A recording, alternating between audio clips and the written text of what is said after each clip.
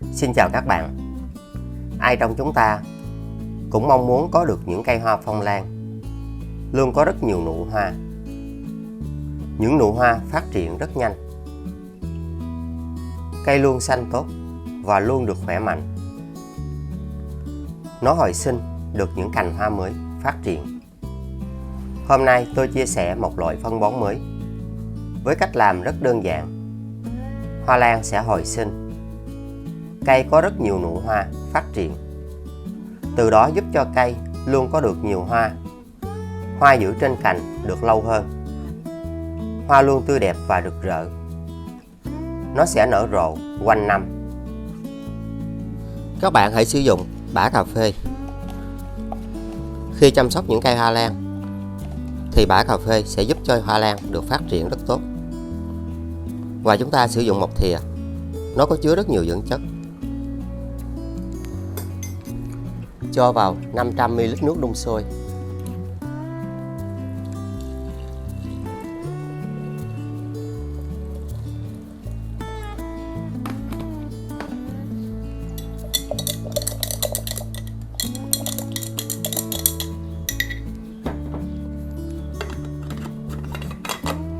Các bạn hãy chờ cho nước này nguội.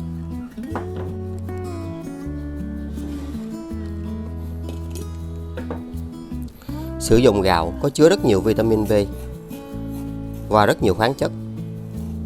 Hãy dùng 3 thìa.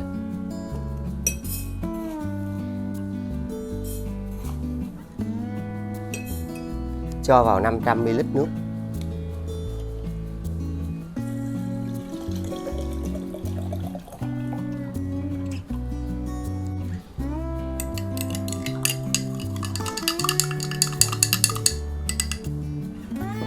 Bạn sẽ để trong 2 giờ.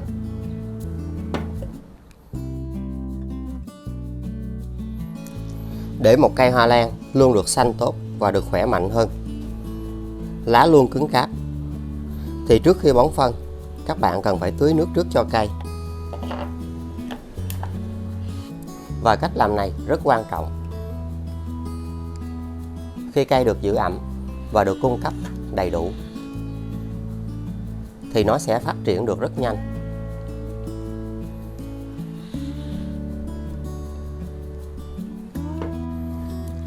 Hãy để trong 15 phút.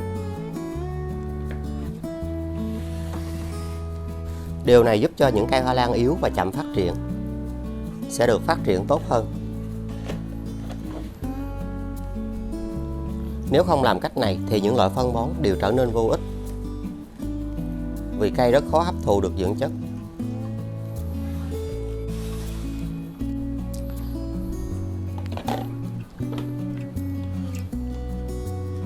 Khi các bạn sử dụng cách làm này thì dù bón phân trong điều kiện nào nó cũng sẽ được hấp thụ rất tốt. Nó giúp cho cây luôn xanh, luôn khỏe mạnh.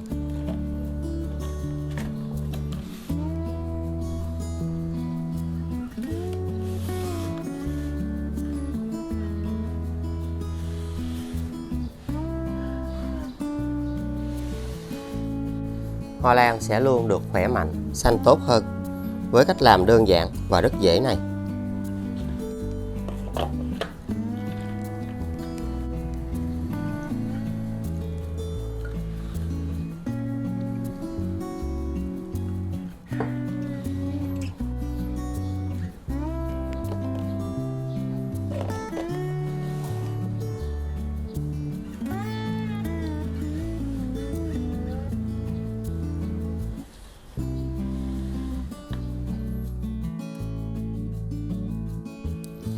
Sau đó lấy ra. Và đây là cách để giúp cho hoa lan luôn được xanh. Và nó tạo điều kiện giúp cho lá được khỏe. Lá mới phát triển nhanh, rễ phát triển tốt.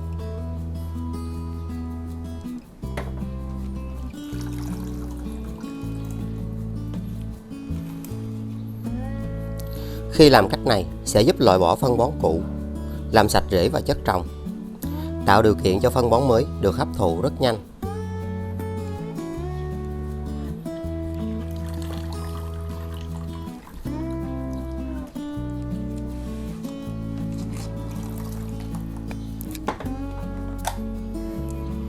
Nó chính là nguyên nhân làm cho hoa lan của các bạn không có hoa. Và cũng là cách để giúp cho rễ không bị thối.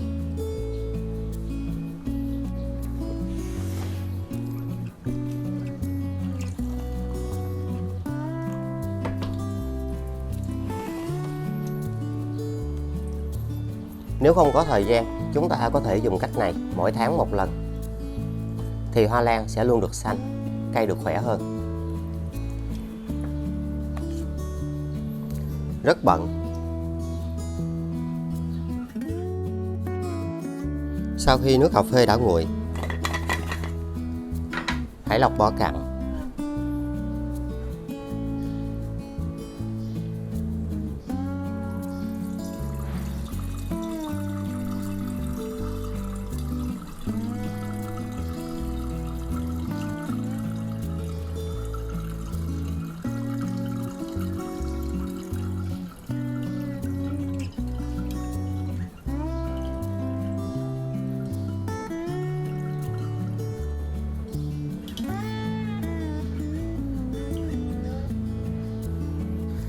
Phương pháp 1.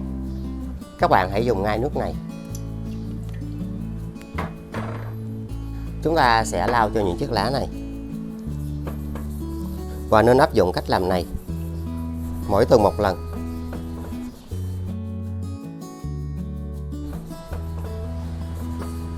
Nó sẽ giúp cho những cây hoa lan của các bạn được phát triển rất xanh và rất tốt. Cà phê có tính kháng khuẩn nhẹ và chứa rất nhiều dưỡng chất, nên những chiếc lá rất xanh, lá mới phát triển thêm.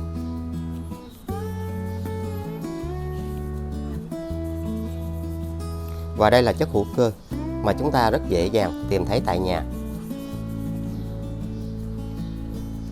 Cây luôn khỏe mạnh, phát triển rất bền vững. Khi sử dụng những phương pháp này, các bạn cần phải có sự kiên nhẫn. Vì với những chất hữu cơ thì hoa lan hấp thụ chậm, nhưng khi đã phát triển thì cây rất bền vững. Và cũng là cách để loại bỏ bụi bẩn trên hoa lan rất hiệu quả.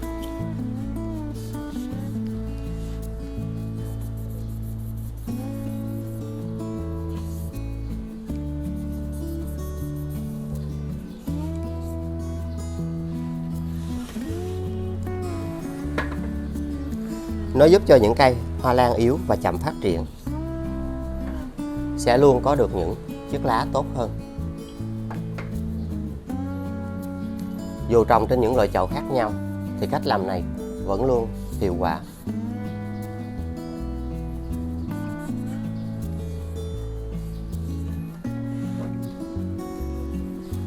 Các loại côn trùng như nhện, điệp, bọ trĩ sẽ không còn trên hoa lan.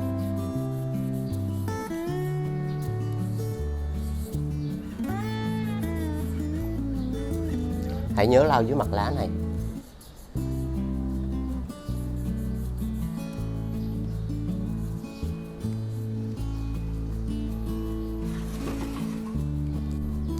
Và phương pháp thứ hai, hãy dùng nó để tưới phun sương cho cây.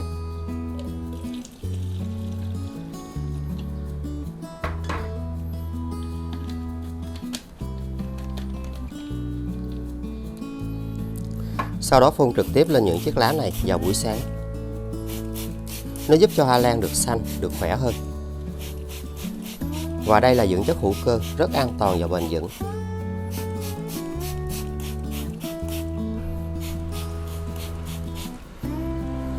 Đến chiều thì những chiếc lá sẽ khô lại và hoa lan sẽ được phát triển tốt, nó sẽ không bị ảnh hưởng gì. Một phương pháp rất tuyệt vời. Và đây cũng là cách để giúp cho những cây hoa lan yếu và chậm phát triển được hồi sinh. Hãy nhớ phun dưới mặt lá này. Và nên áp dụng mỗi tuần một lần.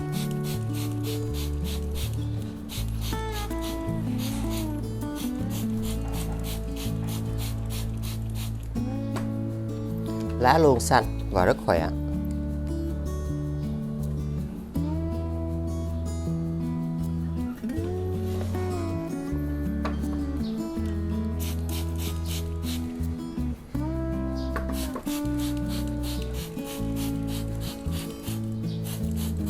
Mặt dưới của lá luôn được sạch hơn, cây khỏe mạnh hơn.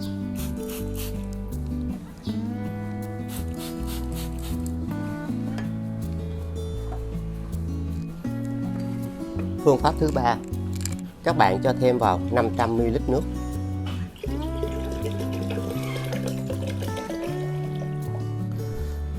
Sau 2 giờ, khuấy đều gạo lên.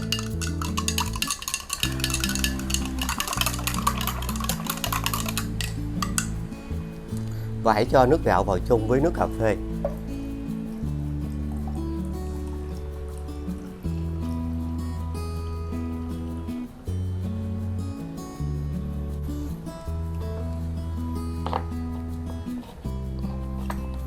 Sau đó hãy tưới vào gốc của cây 14 ngày một lần. Bộ rễ sẽ được bảo vệ rất tốt.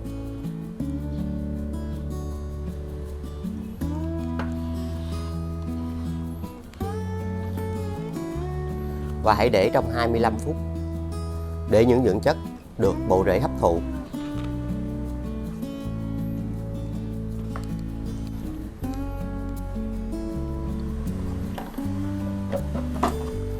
Có thể xen kẽ với những loại phân bón khác để giúp cho cây được phát triển tốt hơn.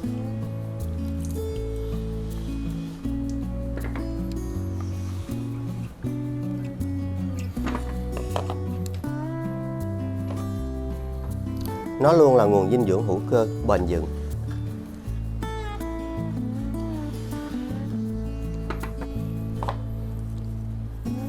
Không được sử dụng loại phân này vào 2 ngày liên tiếp.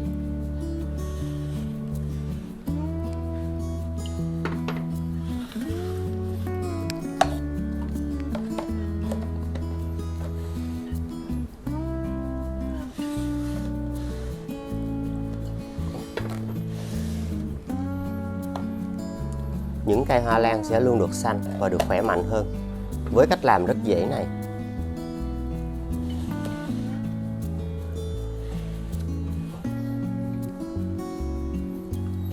Nó luôn khỏe mạnh và phát triển bền vững theo thời gian.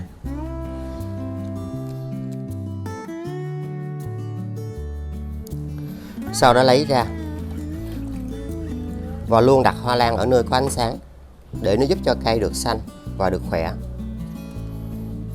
rễ phát triển được tốt.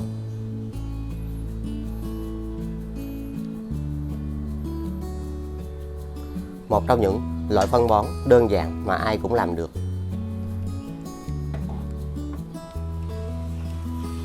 Nó giúp cho những cây hoa lan của các bạn sẽ có được những chiếc lá xanh hơn, cứng cáp hơn.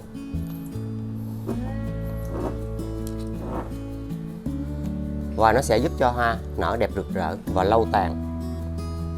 Một loại dinh dưỡng rất tốt để chăm sóc hoa lan phát triển.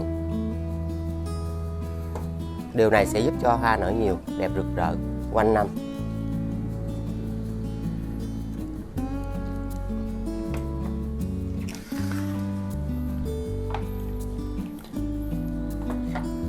Luôn có những cách làm và những cách chăm sóc khác nhau trên kênh.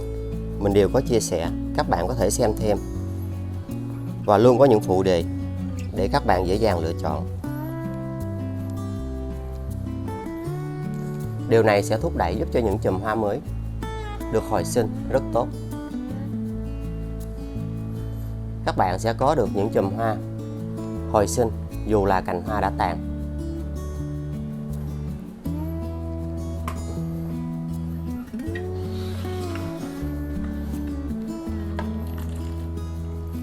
Hãy xem thêm từ những cách mà mình đã có chia sẻ trên kênh để chăm sóc cho hoa lan được tốt và có rễ tốt hơn.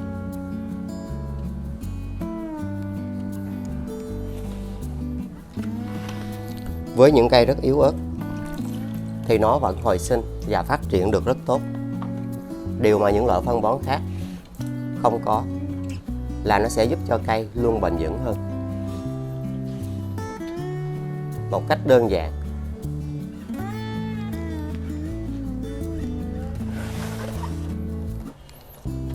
Hy vọng sẽ luôn giúp ích cho các bạn rất nhiều để những cây hoa phong lan luôn có được những cành hoa phát triển tốt.